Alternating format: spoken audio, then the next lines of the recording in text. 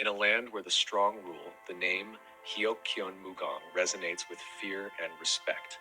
The leader of the Dark Heaven sect, he is known for his unmatched power and merciless ambition. As Mugong contemplates his life, he questions the judgment of others. Have I truly been such a thorn in their side? He wonders, reflecting on his actions and the reputation he has garnered. 3 years ago, Mugong decimated the heads of the Martial Alliance and the 5 clans. His brutal efficiency ensured his supremacy and cemented his position as a feared leader. Mugong's rise to power was marked by relentless destruction. He set fire to the temples of his enemies, leaving behind a trail of ashes and proving his dominance. Despite his ruthless actions, Mugong defends his choices. I only fought because they drew their swords first, he claims. His life has been one of constant defense against those who sought to destroy him. Mugong's battles were fierce, and his reputation grew with each victory. Even when outnumbered, he stood his ground, ensuring that his name would be remembered for generations. Reflecting on his past, Mugong finds irony in his situation. Don't you think that's hilarious? He muses. His enemies, who labeled him a villain, were the ones who instigated the conflicts. As he grows older, Mugong begins to see the futility of his endless battles. He feels a mix of regret and anger, understanding the hypocrisy of those who branded him evil. On his deathbed, Mugong is haunted by memories of his disciples and family. Where is Cheon Woo Myung? He wonders, longing to see his most trusted pupil one last time. Mugong yearns for the presence of Cheon Woo Myung, who is out searching for the herb of immortality.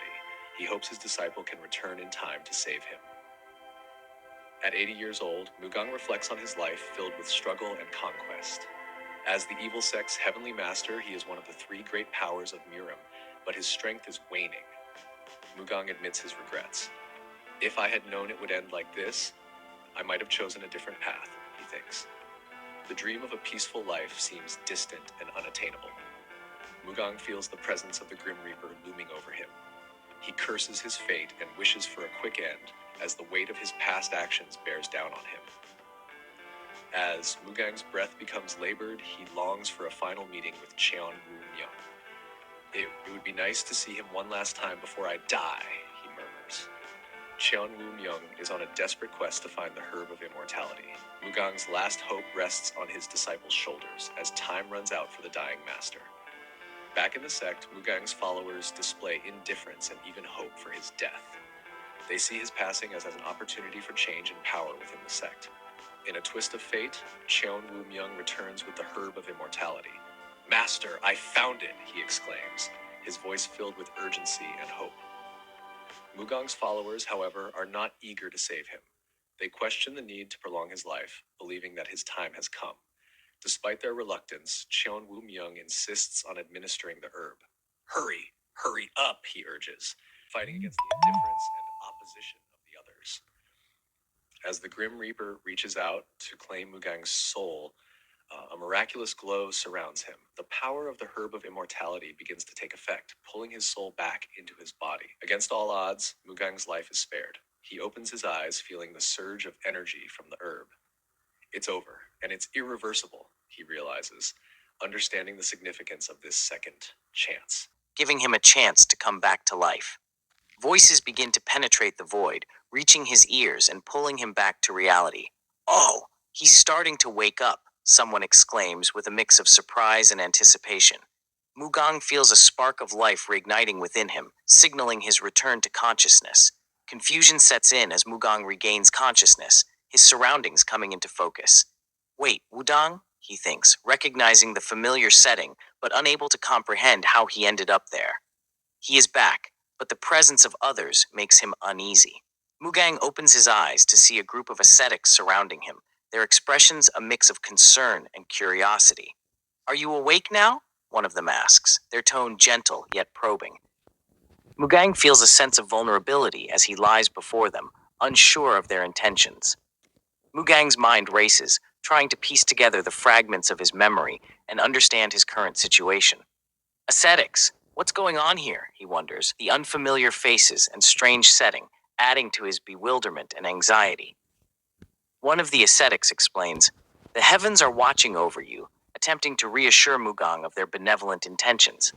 However, Mugong is puzzled, trying to make sense of their cryptic words and their unexpected presence in his life. Another ascetic adds, "After the saintly ritual, you didn't thank us." Mugang's confusion deepens as he struggles to recall any such ritual. Did he survive the holy deity ascension? One of them wonders aloud, hinting at a miraculous event that saved his life. Pain shoots through Mugang's body, a sharp reminder of his physical condition. Ugh, my body won't move, he realizes, the stiffness in his muscles and the weakness in his limbs making it impossible for him to sit up or defend himself. Mugang struggles to understand his situation, his mind clouded with confusion and fear. Why doesn't it hurt so much, he questions, the lack of pain contrasting sharply with the immobility of his body. The ascetics watch him closely, their expressions unreadable. One of the ascetics reassures him, "It's okay, don't move too much," their voice calm and soothing. But Mugang is filled with frustration and a desperate need for answers. He feels trapped in a body that no longer obeys his commands. Anger bubbles up as Mugang remembers the bloodshed and the loss he has endured. "Damn it, don't you get it? My whole clan was annihilated," he shouts, his voice filled with grief and rage. The ascetics remain calm, their expressions showing a mix of pity and detachment. One of the ascetics, with a cold demeanor, responds, "How cold? How can such a saint be so cold?" Their words sting, but Mugang's anger only intensifies. He feels misunderstood and isolated, surrounded by those who cannot grasp the depth of his suffering. "I did what? When?" Mugang asks, his fists clenching in anger and confusion. Memories of his past flood back, mingling with his current predicament. He feels lost in a sea of conflicting emotions and half-remembered events. Mugang sees flashes of his childhood, painful memories that resurface with startling clarity. The child abandoned by his parents, he recalls, the emotional wounds of his past reopening. The memories stir a mix of sadness and anger within him. A figure from his past appears, a kind face in a time of turmoil. It's not time to relive this stuff, Mugang thinks, trying to push the memories away. He knows he must focus on the present if he is to survive and regain his strength. The boy was heartless, Mugang remembers, reflecting on his own harsh upbringing and the resilience it forced upon him. He understands now that his toughness was a necessary shield against a cruel world. Wait, hold on, what's happening? Mugang feels overwhelmed by the memories and the present reality clashing together. His mind struggles to keep up with the rapid succession of images and emotions. His pulse is weakening, and ascetic notes with concern. "All right, hurry up, everyone," another commands, urgency in their voice. They begin a ritual, hoping to stabilize Mugang and prevent his condition from worsening. Mugang's body starts to glow with a bright light, an intense and unfamiliar sensation. "What? This is deity chi," he realizes, feeling a powerful surge of energy flowing into him, healing his wounds and invigorating his spirit. "Damn it, what are you doing? Infusing deity chi into my body?" Mugang protests, his voice filled with fear and anger. But the ascetics continue their ritual, determined to save him despite his objections. Mugang screams in pain, "Ah!" as the deity chi flows through him, both healing and overwhelming him. The process is excruciating, but he knows it is necessary for his survival. Suddenly, the light subsides, leaving Mugang exhausted but alive. "Phew, it's over. It worked," one of the ascetics exclaims with relief. Mugang lies on the ground, his body heavy with the after effects of the ritual. The deity chi stopped the spread of the venom, an ascetic explains. "Now all we need to do is repair all of his bones." Mugang listens, too tired to protest or even process their words fully. An ascetic approaches Mugang, their expression solemn. "I will be eternally grateful for what you have done for us," they say. Mugang's anger resurfaces, his voice sharp. "Grateful?" he snaps, struggling to contain his frustration. "You goddamned assholes!" Mugang shouts, his emotions spilling over. "You saved me to be indebted to you?" The ascetics remain calm, their expressions unchanging, as if they expected his outburst. An elder ascetic speaks, their voice steady and authoritative. "Don't worry, we are all connected by fate. How could we ignore the child that was fated to save our lives?" Mugang listens, skeptical but too weak to argue. "Sect Master," another ascetic interjects. "Now that this child has saved us, shall we accept him as a new disciple?" Mugang is taken aback by the suggestion, unsure of what to think. The sect master nods in agreement. "Yes, we have been thinking about it for a while. If you accept him, he will train under us. Mugong feels a mix of surprise and uncertainty as the proposal sinks in. I shall permit this child to be Wu Myung's disciple, the sect master declares, making the decision final. Mugang feels a sense of acceptance, but also the weight of new expectations and responsibilities. Have you thought of a name for him? An ascetic asks, turning to Mugang. He is silent, the question taking him by surprise. A first-class name would be good, the sect master suggests. I shall choose Mun. Jinmu, the sect master decides, sealing Mugang's new identity. The ascetics nod in agreement. That's a nice name, one of them says. Mugang thinks to himself, that name sucks, feeling a mix of acceptance and resistance. The sect master smiles warmly. From now on, Jinmu will be your name. You are our new disciple. Mugang, now Jinmu, feels a sense of acceptance, but also the burden of living up to his new identity. All right, everyone, for Jinmu's fast recovery, the sect master announces. The ascetics prepare for another ritual, and Jinmu braces himself for what lies ahead, knowing that his journey has only just begun. Jinmu feels the hands of the ascetics on him, their energy channeling into his body. What are they doing now? He wonders as the ritual begins. The ascetic's focus and determination are palpable. Jinmu feels a rush of power coursing through him, a sensation both exhilarating and terrifying. Stop it, he cries, but the ascetics continue their work. I'm begging you, please stop, he pleads, tears streaming down his face as the intensity of the ritual overwhelms him. Enough, an elder ascetic commands, bringing the ritual to a sudden halt. Jinmu is left panting, tears in his eyes, his body trembling from the experience. We have saved you, the elder says with finality. Now you must live up to your new name. Jinmu lies there, exhausted but alive, realizing that his journey has only just begun. The name Jinmu will carry the weight of his past and the hope of his future. He knows he must rise to the challenge and prove himself worthy of the second chance he has been given. Now, that's the look of a true hero. Jinmu stands tall in a black and red robe, his golden eyes gleaming with determination. He looks every bit the classic Rizzler. As he takes a deep breath, he says to himself, I've become Jinmu, a first-class disciple of Wudang, a once mighty but now dying group. What has that Orochimaru-looking reaper done to me?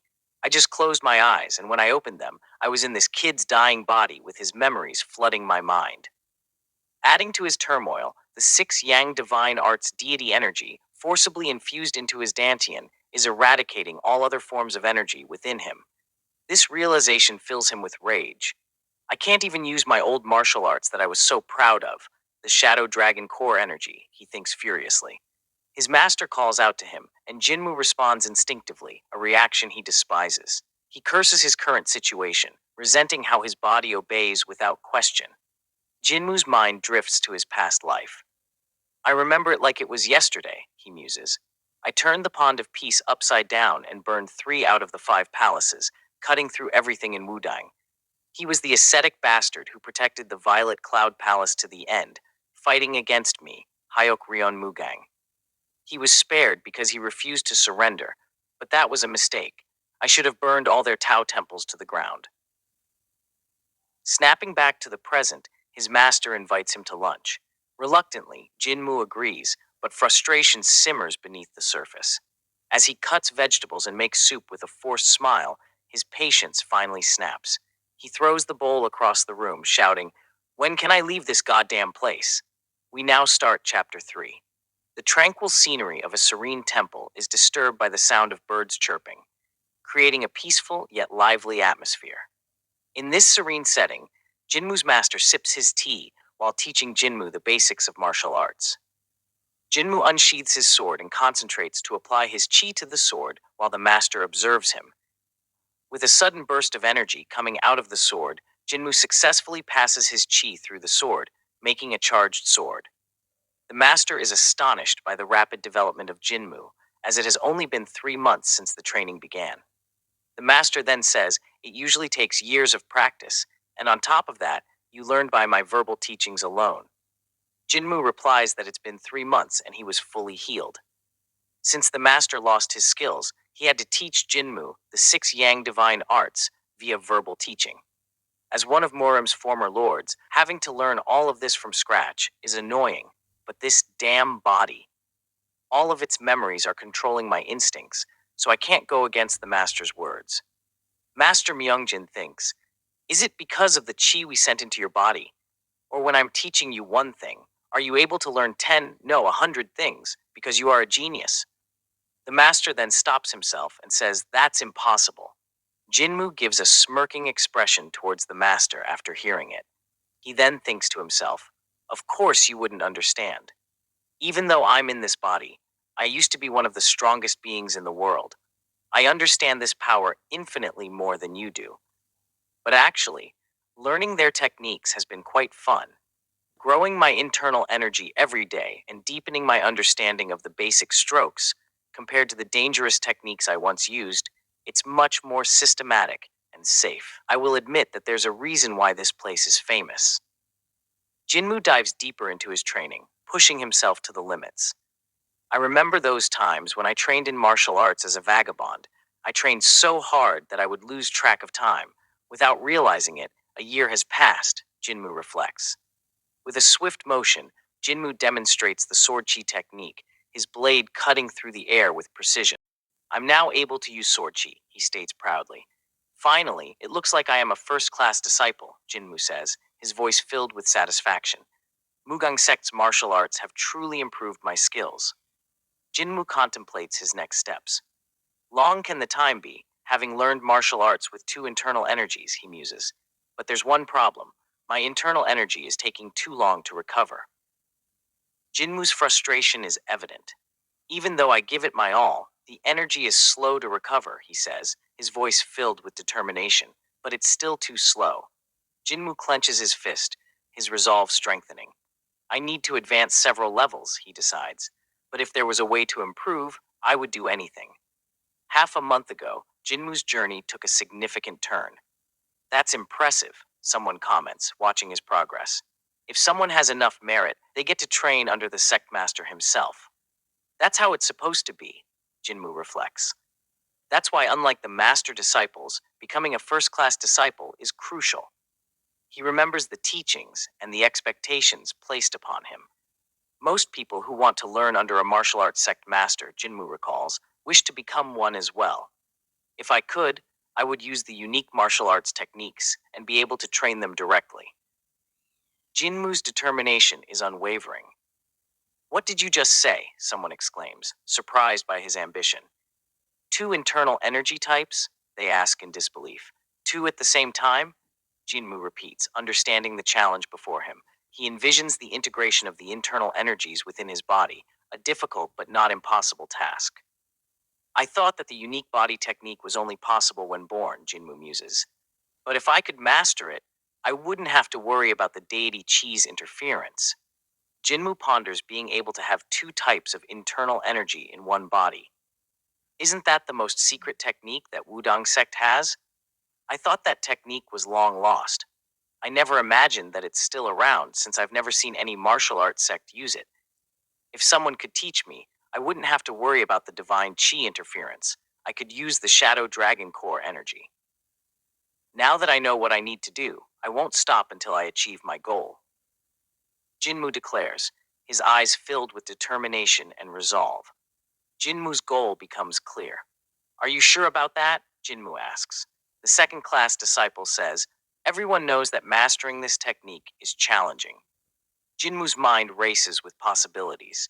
Something that anyone else would find impossible, he states, his conviction growing stronger. He realizes that his journey will be filled with obstacles, but he is ready to face them. Every single one of the first-class disciples has a special talent, Jinmu acknowledges. But you don't know how remarkable I am, he adds with a confident smile, his eyes shining with determination. Now that I know what I need to do, I won't stop until I achieve my goal, Jinmu declares, his voice filled with determination and resolve. He knows that his journey will be arduous, but he is ready to prove his worth. Every single one of the first-class disciples has a special talent, Jinmu acknowledges. But you don't know how remarkable I am, he adds with a confident smile, his eyes shining with determination. The skepticism continues as the senior says, you're just a nobody under a first-generation martial artist, not one of the master's disciples. The dismissal of Jinmu's abilities is clear in their tone. It's not even in your reach, is it? The character adds, further underestimating Jinmu's potential. Jinmu's expression shows a mix of frustration and determination. Contemplating his next move, Jinmu's focus sharpens. Competition. What about them? He thinks, realizing that proving himself will require surpassing his peers. With a fierce grin, Jinmu continues, I'll beat everyone else to a pulp because I'm the one with the dual martial energies. His eyes shine with a fiery resolve, ready to prove his worth. He exclaims, All right, I've found a way to fix my energy deficiency. His excitement is palpable as he identifies a solution to his lingering problem. Just one more problem left before I can get out of this rut, Jinmu thinks to himself. And that problem is the scene shifts to a more peaceful setting. The peaceful setting reveals a table laden with food. Jinmu says, First, food. The sight of the meal underscores the basic yet crucial need for sustenance in his journey. Sitting across from his master, Jinmu reassures him, Don't worry, sir. You need food to heal. His dedication to his master's recovery is clear. Jinmu serves a plate of food to his master, saying, Please enjoy it. His master, with a look of appreciation, responds, All right, I will. As the master takes a bite, Jinmu thinks to himself, Damn Wudang Sect bastards. I finally realize how ridiculous it was for them to spread such nonsense about internal energy deficiency. Jinmu continues to reflect, remembering times when he begged his master, Please, just one bite, and pleaded for his attention, please. His dedication and persistence are clear from these memories. Thanks to the master's consistent care, I improved my absorption for me to regain my normal levels, Jinmu acknowledges. He is grateful for the support and training he received, which has enabled his progress. Jinmu reassures his master, Are you sure you don't want more? To which the master replies, I'm all right. Don't worry about me. Go on. The master's focus remains on Jinmu's training and well-being. Jinmu contemplates the next step, thinking, Next reality is the best food to neutralize someone. He is determined to continue his journey and ensure his master's health and strength. With a determined look, Jinmu reflects, I can't tell my master about my plan. He understands the necessity of keeping his strategy to himself for now. Jinmu trains rigorously, thinking, if I ask him anything about it, I'm sure he will end up telling him everything. His commitment to mastering his skills is unwavering, even in secrecy. As he practices the sword, he swings, and suddenly someone appears, and he almost slashes them. The kid introduces himself as Chungwoo, a second-class disciple from Culmination Hall. He tells Jinmu that he brought food supplies.